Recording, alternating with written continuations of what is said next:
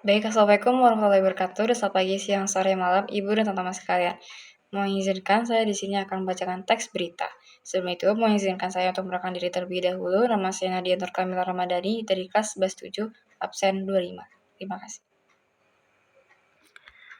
Bank Indonesia pertahankan suku bunga acuan 4,70% di tengah ketidakpastian global. Bank Indonesia atau BI memutuskan untuk mempertahankan suku bunga acuan di level 4,70% pada rapat Dewan Gubernur yang berlangsung pada 21 hingga 22 Oktober 2025.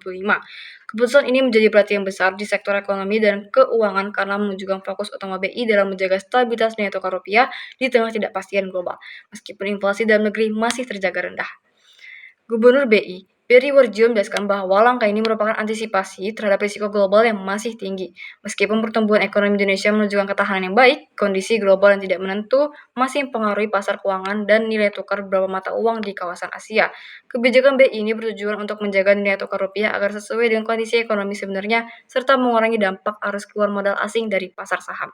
Suku bunga BI tetap di 4,70% dengan deposit facility 3,70% dan lending facility 5,50%.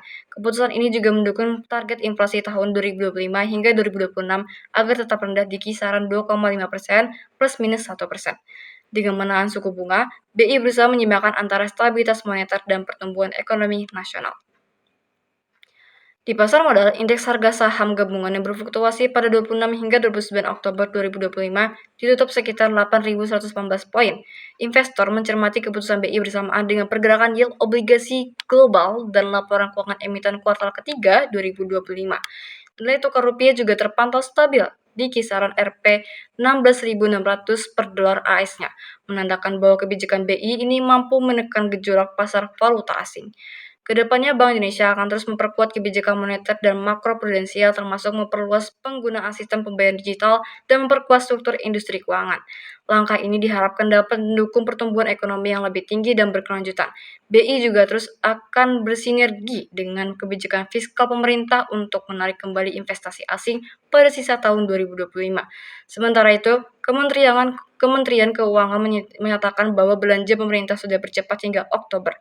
Pemerintah juga menyiapkan insentif fiskal untuk sektor manufaktur guna meningkatkan daya saing ekspor.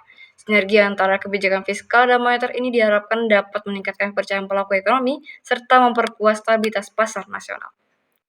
Baik, itu saja dari teks berita saya. Terima kasih. Wassalamualaikum warahmatullahi wabarakatuh.